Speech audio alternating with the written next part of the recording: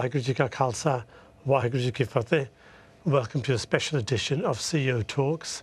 I'm very pleased to be joined by Poonam Kaur from Leeds. Poonam, welcome to CEO Talks. Thank you. Thank you for inviting me. It's a pleasure. Thank you very much for coming. You've come to the Birmingham headquarters in Birmingham from Leeds today. Yes. So we started our journey early this morning, but you know, I love to be part of the Sikh community. I am Sikh myself, so it's a delightful pleasure that I'm here today. Thank you for coming. Poonam, let's start with your current business and we'll perhaps work backwards to your childhood. You were shortlisted by the Institute of Directors in the small to medium-sized business category.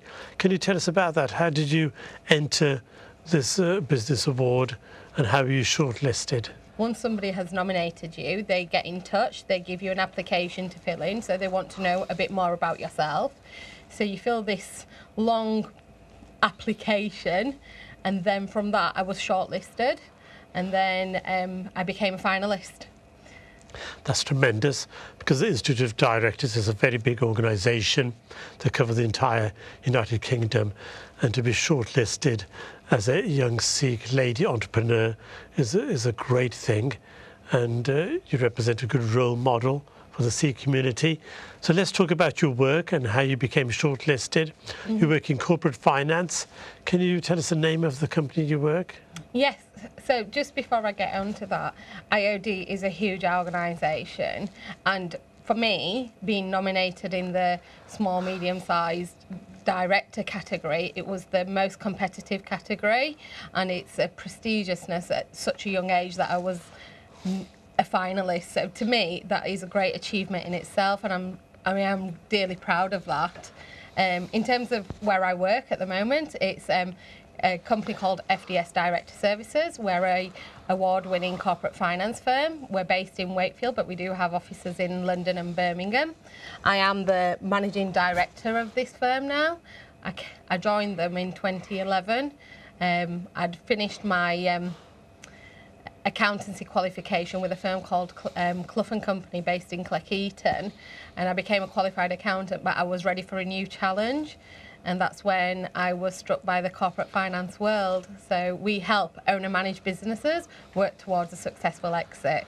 Because corporate finance is a very big field, and I know that a lot of the large accountancy firms, BDO, RSM10 and Grant Thornton, they all work in this field. Your company is much smaller. How many people are you? So we're a team of 10. We do have joint venture agreements with accountancy firms in London. But to us, you know, that's all we do is advise owner-managed businesses. We're boutique, we're award-winning, and to us, it's important to work with owner-managed businesses because we're owner-managed businesses as well. We know that best. We know that market really well. We've been involved with over 400 plus transactions, and that's where our concentration has been, is ensuring that these hard-working people end up with a successful exit. And you've got to think about that at the beginning. So we can help on that journey. That's what we're there for. Many Asian businesses perhaps don't plan for exit very well. Do you find that the planning is not good for exiting a business and selling? I think the main thing is, pata kiya, in terms of apne bande, hai na, they always think, sade nyane koi nahi aur kar luge, but generations are changing. That's right. Aajkal, everybody is wanting to, you know, educate their children, make them get on their own 2 feet, and parents are there as supportives. I grew up in a retail business like many Asians. That's not what our children want to do. That's right. And it's planning for that, really. बिल्कुल थोड़ी सही गल है कि अपने जो business चलाते हो सोचते बच्चे करोगे कहाँ पर बच्चे दी होर ख्याल हुंदी. They want to do different things in life and they don't necessarily want to follow the family business. ਇਹ ਵੀ ਗੱਲ ਹੈ, ਪਰ ਅੱਜਕੱਲ ਪਤਾ ਕੀ ਆ, parents ਵੀ ਕਹਿੰਦਾ ਸਾਡਾ ਨਿਆਣਾ ਡਾਕਟਰ ਬਣ ਜਾਵੇ, lawyer ਬਣ ਜਾਵੇ, accountant ਬਣ ਜਾਵੇ. sure, but they're teenage. So obviously for planning for that, they don't think about these things. And it's important to think about these things because obviously, whether it's a retail, whether it's another business, you should always be planning towards how are you going to exit? How do I prepare to exit? And this is where we help on that journey. Shorter business of a good dukaan ho sakti hai or big manufacturing company. Can you help all sizes? Jada sada process, we aim for 1 million plus businesses, just because 1 million how we pounds work. turnover. Yes, so 1 million plus turnover, and that's our deal sizes above. Majority of our deals are between the 5 and 20 million. Yes. The reason for being in that market is that there's a set process, and for smaller businesses, it just wouldn't be an appropriate process for them. Because the cost kafi kharche hunde in the process. There's a lot of assessments and planning and reports and so on, and due diligence. Correct, exactly. You know, there's a number of steps, but to us, you know, a lot of our fees are contingent basis, so we have to sell that business to get a lot of our fees. No win, no sale.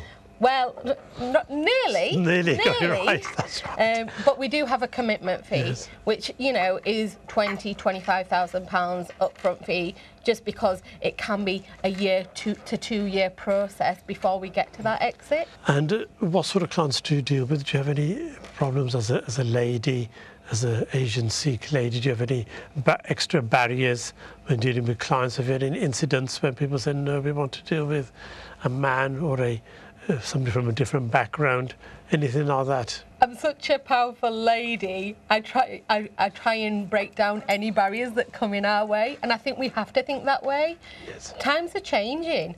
I'm just as good as any man, if not better. And to me, I think you've got to be confident within yourself that you can perform to the best of those abilities. So you've got to be focused, and you've got to talk about how you are going to be able to deliver the results, not about anybody else. You're very confident and very successful. Let's talk about your early childhood. Can you tell us where you grew up and what sort of upbringing you had? Even going back further, my grandparents came to England in the 60s along with my father. My father came, he studied here, he did an engineering degree, but a seed that has been sown throughout our family is that we're very hard working, and nothing comes in life on a plate, so you've got to work to get to where you want to be. And during that period, that is something that's really instilled in my values, and I hope I bring it through my children as well. So at a young age, we had a family business, which was a retail shop I alluded to earlier, but my father, he worked as well, and it was all about, if we want nice things in life, we've got to work hard. Yes. Unfortunately, we lost my father when I was 9. That's very sad, and very sad to hear. That's a very young age. And how did that impact upon you and your family? It was a really tough time, you know. My mum, there was my 2 brothers. My eldest brother was 15, then 12, and I was 9. We had my grandparents with us. Both of them were not of good health. They were poorly. And my mum, we had a business. So there was a lot put on my mum's shoulders at that point in time, in terms of, okay, she's got very young children that are all at school. There's 2 parents that are not of good health, and a business to run. But, you know, those situations just make you stronger. Yes. And I think it's due to those things that we all mucked in together, and we were ensured that actually we can get ourselves through this period. And though we've lost my father, he's always with us, and he's there guiding us. It was a big inspiration for you, your father, his work ethic. Anybody that knows my father, there's not a bad word said about him. He was the most lovely, joyful, happy human being on this earth in many, many people's eyes. And, you know, it's those values that get instilled. We're a Sikh family. We don't eat meat. We don't drink. And my father was the same. But my father was so happy and jolly that people used to think, is he drunk? But no, he was just that kind of a happy guy. It's very good. But Anji. Kisebani Maragana, always trying to help others, and it's those values that come through. I hope they come through me today. And you're married? Do you have children? Do you have family? Yes, I was married at a young age of 18. That's tremendous. I mean, obviously, it's very different now. People get married much later in life. You were married at 18. How did you cope with that? So, you know, it's one of those things, and don't get me wrong, at the time, I didn't feel it was anything wrong. I was ready. You know, I've got a very loving husband and I've got a really good support network around me. I feel like I'm born to be faced with challenges because I want those. Yes. Actually, when I don't have a challenge, I get quite bored. Yes. So to me, yes, I got married at a young age. I've got 4 lovely children now, 3 girls. You know, 16, 15, 11, and then I've got a little boy who's 16 months.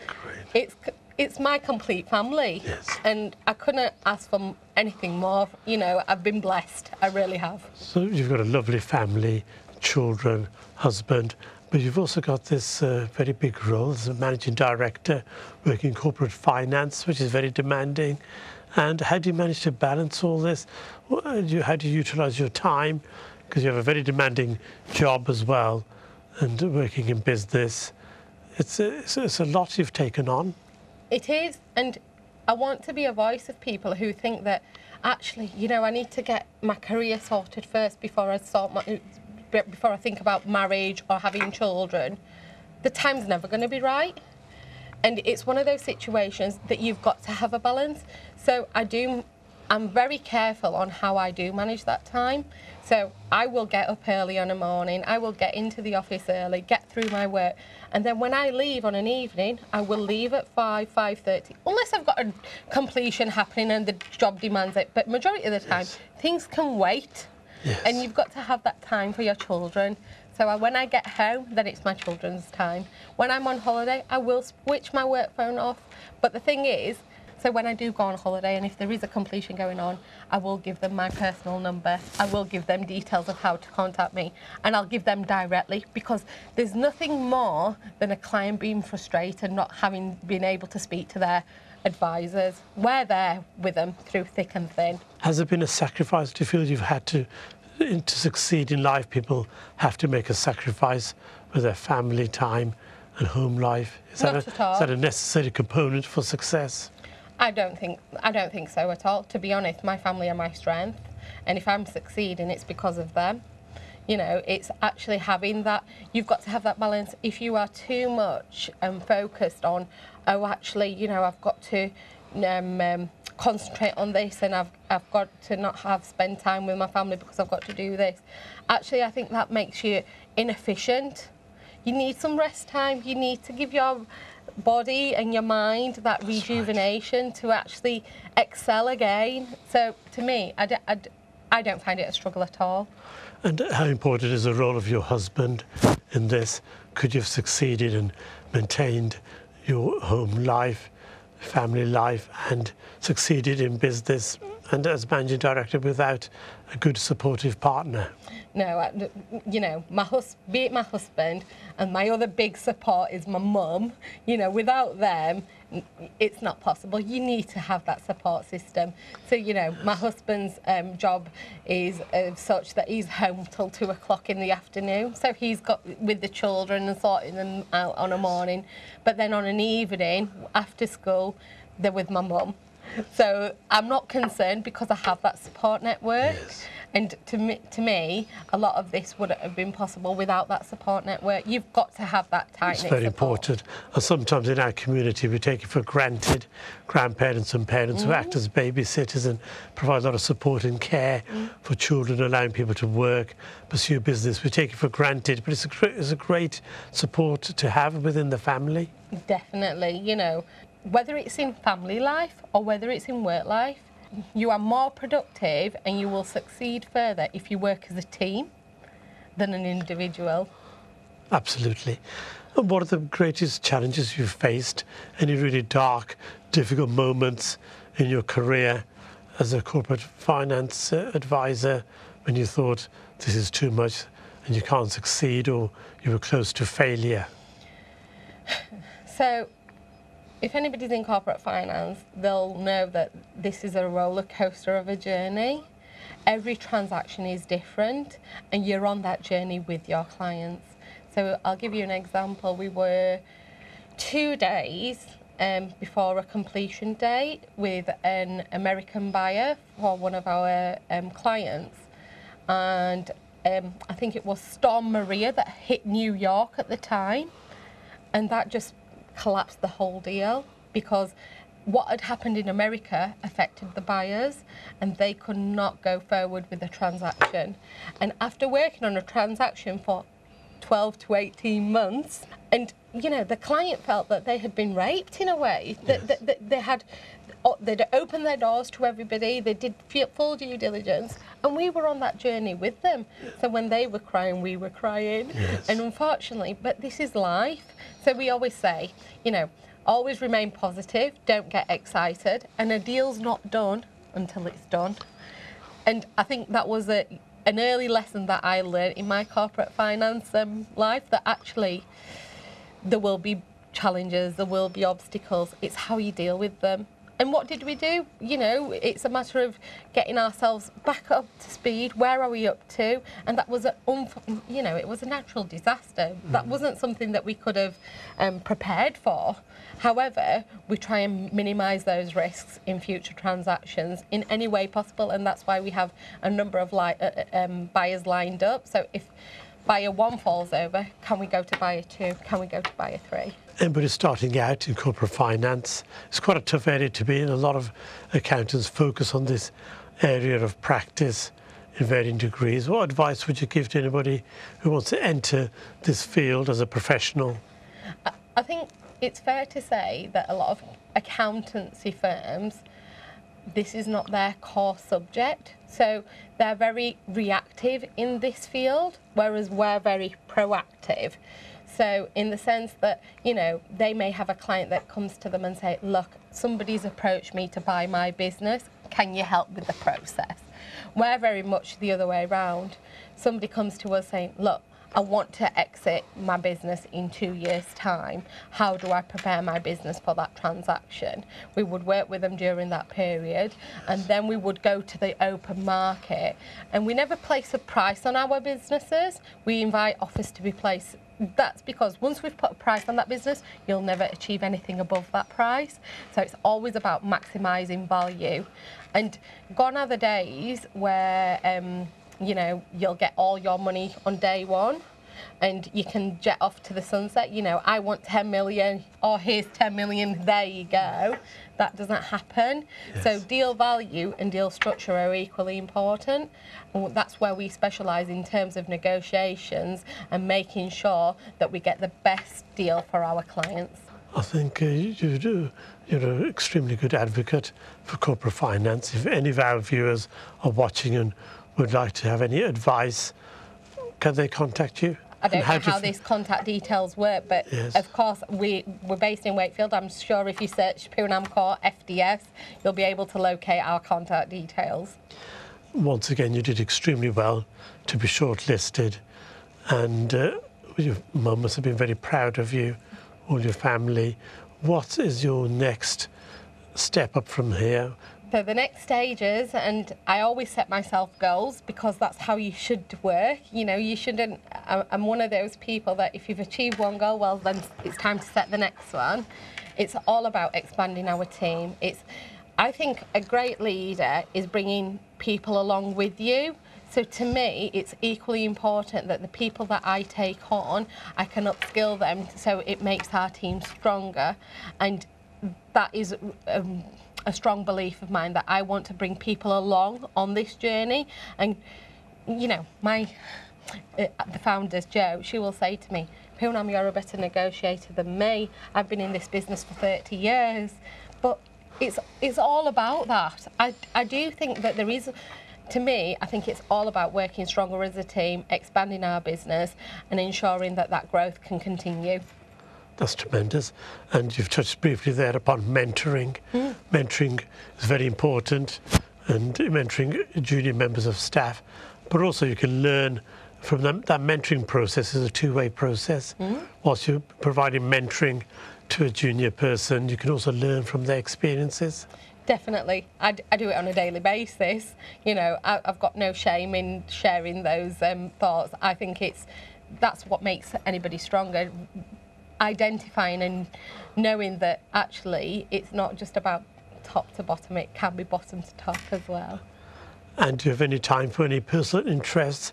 You've got a family, children who always come first and spend most of your time there, and you have a very demanding business life. Do you have any time for yourself? I feel a bit lonely if I'm on my own. You know, I've just come back from a business trip to Jersey, and, you know, I couldn't wait to get back home into my home with my children and with my family. So majority of the weekends we're round at my mum's, we're all together with my brothers and, you know, my nieces and nephews. That's how I like to spend my time, really. You're very much a people person. You like to be around people, and you've described a very close-knit and supportive family environment, which is very true of the Punjabi Sikh community. But is that changing? Do you see a change in some other families, perhaps not so traditionally bound together, and people are a little bit more selfish, pursuing their own way of life? I do see it, and to be honest, I feel a bit upset about it, because I think when people get in that thought of mind that actually, you know, I can be selfish or a bit greedy, I don't think the end is nice. You know, end of the day, there's nothing bigger than family and health, and money and greed shouldn't come into it. At the end of the day, we're all going to leave this world and everything's going to be left here. So try and make the best of it whilst you are here. You've been extremely successful, and will there be a point when you'll want to exit from your business and do something else with your life? For somebody who advises that you should think about exiting when you start a business, you know, I should be preaching what I say myself. However, I am still very young, and there's a lot of goals that I want to achieve before I do that exit in my own self. So to me, it's way down the road at the moment, and you know, but there will be a time when I will have other interests, and as long as you're enjoying what you're doing, to me it's not work, it's just a way of life. Absolutely, and our children's lives are very different now to our lives. They have social media, internet, a lot of new pressures. Whilst they have perhaps a lot more than we had, they do have new pressures. Do you find that there's too much pressure now on children? You know, my eldest daughter is 16, she's just sat her GCSEs, and I think as a parent, I've not pressurised, but I have made it clear that, look, guys, you've got to work hard in what you do to achieve the success that you want to achieve. So if you don't put the time in, you're probably likely not to get the reward that you're seeking. So to me, I think it's all about you know, motivating your children in the right method and actually making it very clear, and in some regards not providing it all to them on a plate. Don't get me wrong, I think some people say, oh, Poonam, you spoil your children, but I don't feel I do, because I'd say, right, you've got to, these are your clean-up jobs on a Saturday, and you've got to do all this before you get anything. Yes. Where I see other people, they don't actually say anything to their children about, you know, cleaning and how you should be and what homework needs to be done. It's important to instill good values and to act as a good role model. Poonam Kaur, you're an excellent role model for a lot of Asian ladies from the Sikh Punjabi community. We're very proud of your shortlisting by the Institute of Directors, and you've achieved so much at a relatively young age, and we wish you well, and you hope to continue to prosper and do extremely well in the field of corporate finance. Any final words? It's a real pleasure, and one thing I would say is, don't ever think that you're not able to do something, because if you put your mind to it and you put that hard work into it, I promise you, it might feel at times that you're getting knocked down, but I promise you, you will get there. So don't give up, and always, if you've set yourself a goal, you've achieved it, set a new goal, because that's important in terms of progressing in life. That's tremendous. Thank you very much. Poonam Kaur, shortlisted by the Institute of Directors, corporate finance expert. Thank you very much for joining CEO Talks and sharing your thoughts. Thank you very much. Thank you. Thank you. Thank you. Thanks. Waheguru Ji Ka Khalsa, Waheguru Ji Ki Fateh.